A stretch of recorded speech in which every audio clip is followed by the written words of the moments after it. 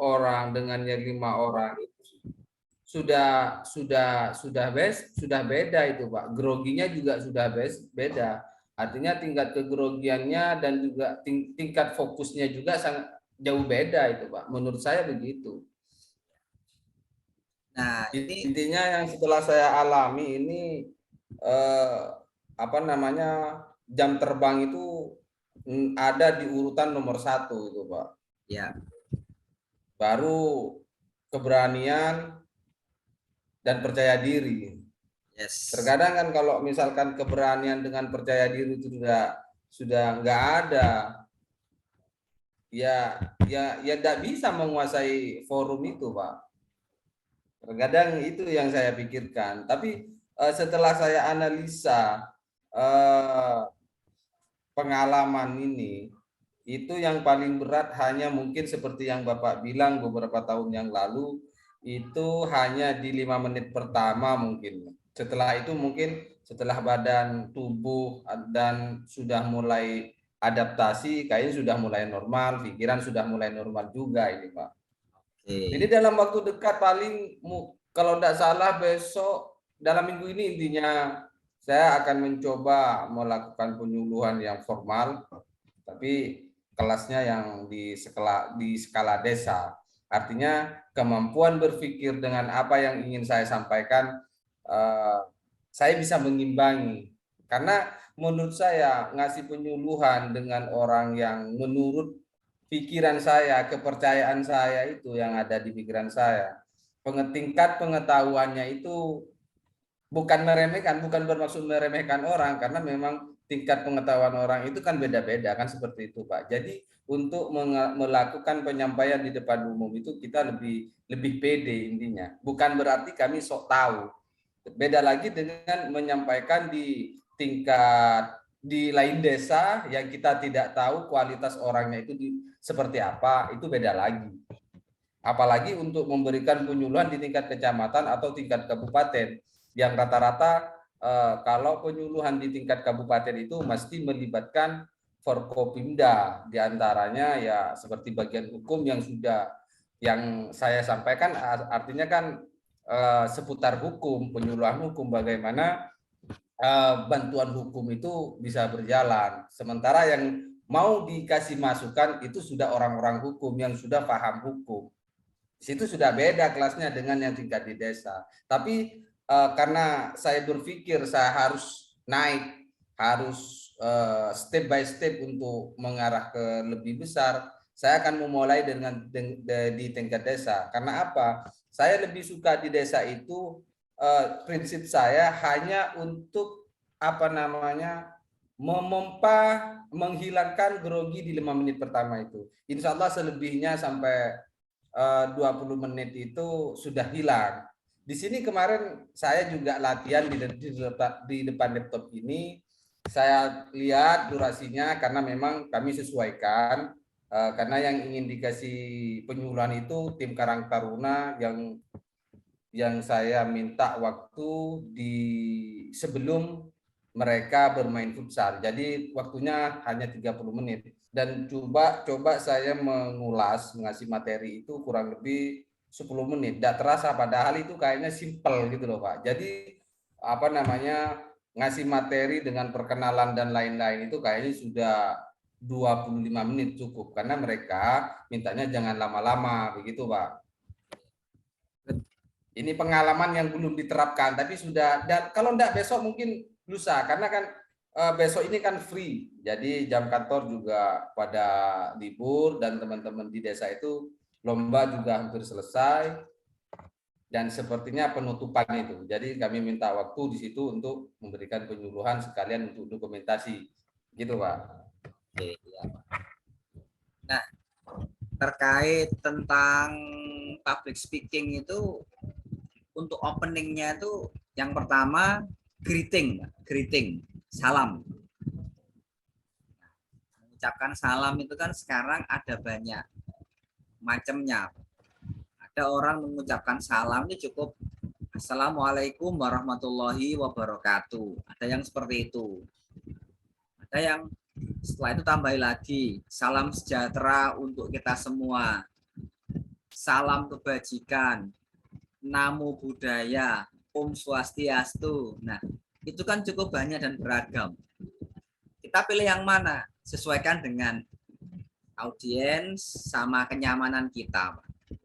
Kalau kita memang merasa nyaman dengan cukup salam saja, Assalamualaikum warahmatullahi wabarakatuh, sudah cukup sampai di situ. Tapi kalau mau diucapkan semua lima-lima salam ini, salam sejahtera untuk kita semua, salam kebajikan, namo buddhaya, Om Swastiastu, silakan. Ya silakan, enggak apa-apa. Setelah greeting, yang kedua adalah introduction, perkenalan diri. Nah, untuk memperkenalkan diri ini, kita lihat areanya, Pak. Kalau levelnya di level desa, ya perkenalan tidak perlu harus menyebutkan detail alamat. Tapi kalau level kecamatan, minimal kita berasal dari desa mana. Kalau di level kota, kabupaten, sebutkan kecamatannya. Kalau di level provinsi, ya kita dari kabupaten atau kota mana. Apakah dari Sampang, Pamekasan, kemudian Surabaya, Jogja, Solo. Kalau di level Indonesia nasional, ya sebutkan kita dari provinsi mana. Nah, Pak Barokah saat ini itu di kabupaten mana, Pak? Di Sampang. Sampang ya. Nah, Pak, di Sampang itu kemarin saya dikontak Pak sama perkumpulan ibu-ibu Dharma Wanita Rumah Sakit di Sampang, Pak. Itu mereka itu kontak untuk belajar public speaking selama 3 kali pertemuan, Pak. 3 kali pertemuan. Nah, karena posisinya di Sampang, maka yang berangkat adalah Pak Eko, tim trainer kami, Pak, yang di Sidoarjo. Karena kalau yang berangkat, saya dari Semarang ke sana itu jarak tempuhnya terlalu jauh, Pak. Sebetulnya sih kalau mau naik pesawat bisa sih, Pak. Dari Semarang Surabaya kan paling 1 jam.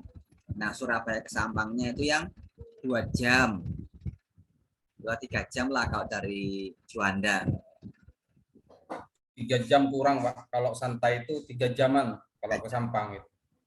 Itu sudah selesai, Pak, acaranya? Belum. Ini masih negosiasi, Pak. Negosiasi harga gitu. Katanya sih bulan depan, bulan September nanti ngasih jadwal minggu-minggu ke 2 atau ketiga gitu, Pak. Berarti lokasinya di Sampang, pesertanya itu perawat, termasuk perawat pegawai rumah sakit ya? Bukan pegawai rumah sakit, Pak, tapi ibu-ibu Dharma Wanita. Oh, Dharma Wanita. Di antaranya lebih banyak itu teman-teman dari rumah sakit, Pak. Kan ada perkumpulannya itu, Pak. Ya mungkin tidak hanya itu, nanti ada perkumpulan yang lain yang gabung di situ. Katanya sekitar 50 orang lah, Pak. Kalau 50 orang kan lumayan cukup banyak itu. Ya, lumayan banyak itu, Pak. Terus terkait tempat itu, Pak, bagaimana? Apa di seputaran kantor, apa di luar kantor itu, di hotel, apa gimana, Pak? Kalau tempat sepertinya mereka udah nyiapkan aulanya, Pak. Saya belum tahu apakah di aula rumah sakit atau di aula notaris Sampang atau di mana, mereka belum ngasih kabar, Pak. Intinya kalau untuk tempat, sarana prasarana mereka udah siap gitu, Pak. Nah, sing berangkat saya kan tak kontak, ayo Pak Barokah tampil sini yuk. Nah, kan nanti bisa opening. Atau enggak nanti bisalah kontak-kontak dengan Pak Eko trainernya itu. Itu kalau yang di Surabaya kapan yang offline itu, Pak? Ada agenda ya untuk selanjutnya? Di Surabaya sekarang itu beda dengan dulu, Pak, sebelum ada pembatasan itu, Pak. Jadi beberapa ini yang tanya-tanya itu lebih banyak kelas-kelas online, Pak. Tapi kelas online mereka mintanya privat atau kelasnya anak-anak, Pak. Kalau Saya lebih suka kelas yang offline itu, Pak. Artinya lebih mengekspresikan beda, Pak. ya memang beda, Pak. Dan hasilnya juga beda. Ya nanti kita lihat lah, Pak. Kalau misalkan memungkinkan ya kita buka kelas offline yang di Surabaya lagi, Pak. Iya. Terus terkait apa namanya teman Bapak yang di Sidoarjo itu, apakah juga buka apa bagaimana untuk les public speaking? Dia alumni saya, Pak. Kan ada training 2 hari. Hari pertama itu basic, hari kedua trainer, Pak. Nah, dia udah ikut kelas train the trainer untuk public speaking. Nah, saya ajarkan caranya bagaimana mengajar materi public speaking, bagaimana membawai audio, bagaimana membawai, dan saya sudah uji, Pak, untuk trainernya itu beberapa kali saya datangkan, saya ada kelas Surabaya, beliau ikut ngajar, saya lakukan validasi, oh udah cukup lah, PD-nya sudah dapat gitu, makanya kita siap untuk melepaskan itu, Pak. Terus terkait itu Pak, programnya sampean yang untuk mengarang buku ya, mengarang buku, menulis buku, Nulis buku. itu bagaimana Pak? Kalau untuk program nulis buku itu kita lebih banyak ini, Pak. Satu, nulis buku berdasarkan pengalaman hidup, nulis buku yang berdasarkan skill atau kemampuan dari sang penulis. Kita tidak melayani nulis yang sifatnya mengarang kayak novel seperti itu, Pak. Tapi kalau kayak pledoi pembelaan itu kan termasuk mengarang juga Pak ya. Nah, nanti jadi kaitannya kan saya pengen belajar itu untuk menyusun lebih rapi, untuk lebih kena itu kan juga butuh apa namanya belajar juga Pak. Sama halnya dengan menulis buku. Ya nanti bisa dilatih Pak untuk skillnya, Pak, skill copywritingnya itu Pak Barokah.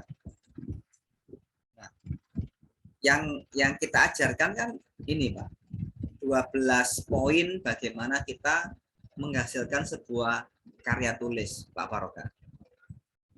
Kalau karya tulisnya sudah, sebetulnya itu banyak orang yang memiliki ide-ide, gambaran berbagai macam, tapi kalau sudah buka laptop mau ngetik itu buntu, Pak. Apa yang mau diketik, apa yang mau dituangkan itu, ya banyak seperti itu. Ya kebanyakan itu harus copy paste dulu baru diedit, banyak kayak gitu Pak. Ya kalau tahu caranya ada Pak, cara-caranya itu Pak, bagaimana kita memulainya. Nah kalau sama di program menulis itu saya lebih menekankan peserta itu praktek menulis. Kalau public speaking kan praktek ngomong. Kalau menulis ya harus menulis, bukan diskusi kayak gini. Kalau diskusi ini nggak akan ada hasil, tapi kita minta teman-teman yang belajar menulis itu benar-benar praktek untuk menulis. Ada sediakan waktu, misalkan dalam 1 hari itu 30 menit, paling minimal setengah jam. Untuk apa? Duduk di depan laptop, nah, seperti itu. Nah, nanti ada namanya pengkondisian bagaimana ketika kita melakukan hal itu, maka menulis jadi enjoy, Pak.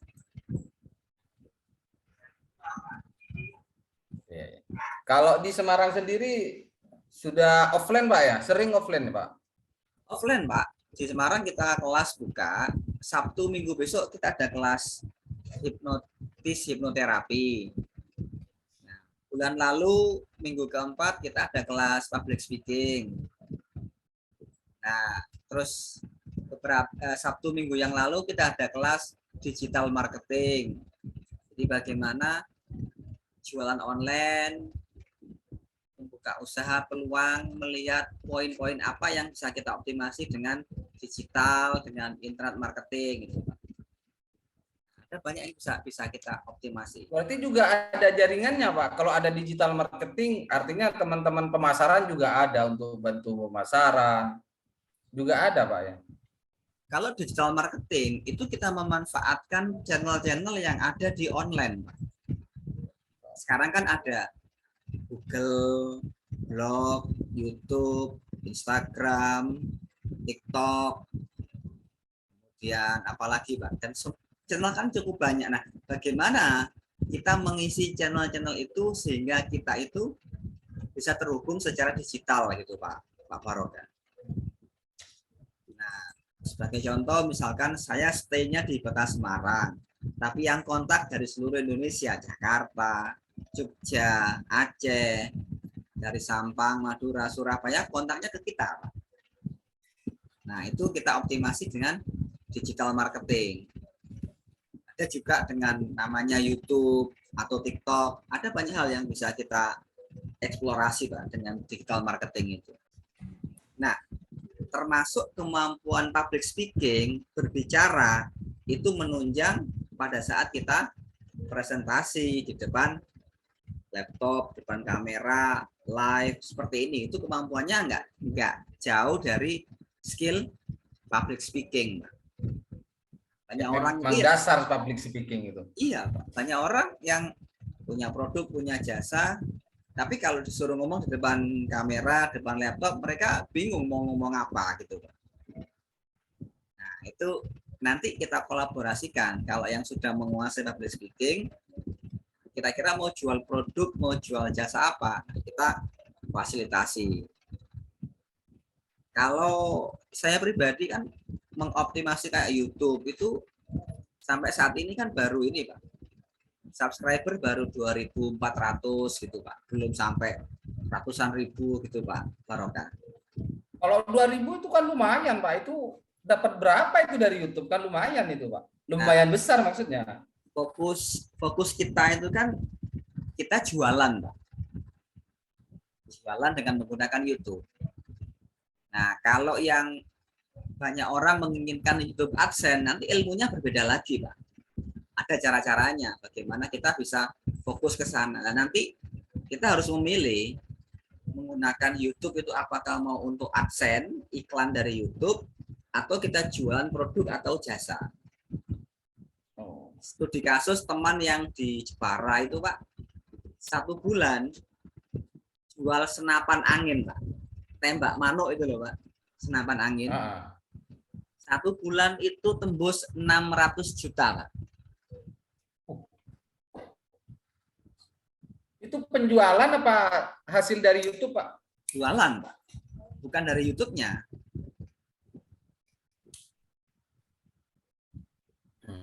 Ilmunya beda lagi ya dari YouTube-nya itu beda tayang sama view dan subscribe itu kan beda lagi Pak. Beda lagi. Dia enggak ngejar itu, Pak, tapi dia ngejar jualan. Ya apalagi dua-duanya bisa tercapai kan lebih enak itu, Pak. Ya, tapi harus fokus, Pak. Orang enggak bisa, Pak, serakah, Pak Farokah. Oh, gitu. Nah, orang kan harus memilih. Kalau orang, wah kalau jualan bisa, terus AdSense bisa, kenapa enggak dikerjakan? Ya manusia serakah itu. Kalau dua-duanya di jalan itu Pak, misalkan kita fokusnya di di jualan lah. Ya. Karena saking banyaknya penonton, kita memangnya fokus di jualan itu. Tapi karena memang pengikut dan subscribe-nya banyak, itu kan tidak menutup kemungkinan pendapatannya juga bengkak di YouTube-nya, Pak. Meskipun fokusnya ke sana gitu. Apakah cuma pendapatan dari YouTube itu hanya sebagai tambahan lah yang tidak perlu dikalkulasi mungkin. Lebih fokus ke penjualan, Pak. Ya, kalau dari pengalaman teman-teman tuh mereka harus memilih, Pak. Oh. Mereka memilih. Kenapa? Fokus itu penting. Kalau memang fokusnya mau iklan AdSense dari YouTube, ya dia harus benar-benar fokus di iklan AdSense YouTube. Tapi kalau dia fokusnya mau jualan, ya harus jualan, Pak. Jadi nggak bisa memecah fokus itu, Pak. Nanti hasilnya nggak optimal. Malah dua-duanya nggak akan dapat. Oh. Nah, dari pengalaman seperti itu. kalau fokus salah satu, fokus di jualan misalkan, meskipun subscribe-nya banyak atau view-nya, artinya iklannya datangnya sendiri, tidak perlu dihiraukan mungkin Pak ya. Itu nggak usah dihiraukan Pak. Ya nanti kita lihat apakah channelnya memungkinkan untuk didaftarkan. Kalau memungkinkan ya bisa jadi Pak. Tetapi lagi-lagi orang yang niatnya untuk berjualan biasanya adsense-nya nggak dapet Pak. Tapi kalau orang yang mau ngejar adsense jualannya nggak dapet Pak. Nah itu sebuah pilihan gitu loh. Kecuali mungkin nanti ada triknya. Bagaimana caranya dua-duanya bisa jalan. Nah, nanti triknya sudah ada. Tapi yang terpenting fokus dulu Pak ya. Di sebelah mana yang mau difokuskan. Ya. Nah, tinggal kayak Pak Barokah. Ini Pak Barokah mau nggak? Mau nggarap belajar tentang AdSense YouTube. Nah, kalau siap nanti saya ajarin caranya Pak. Bagaimana mengoptimasi dan kira-kira potensi Pak Barokah dengan YouTube ini mau diarahkan kemana gitu. Nanti itu istri saya saja Pak. Ini kan kebetulan dalam waktu dekat mau buka usaha itu. Ya. Jadi saya punya rencana untuk bergerak artinya di saya punya lahan di sini, di samping jualan yang nyata, juga maunya yang di dunia maya juga, termasuk di TikTok dan lain-lain itu Pak. Mungkin nanti istri saya yang mau saya ikutkan di acaranya Bapak itu untuk sistem marketingnya juga. Nah, yang seperti itu nanti kita butuh asesmen.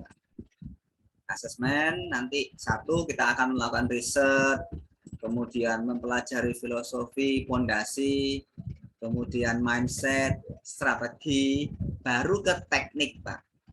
Harus ngapain gitu loh Pak.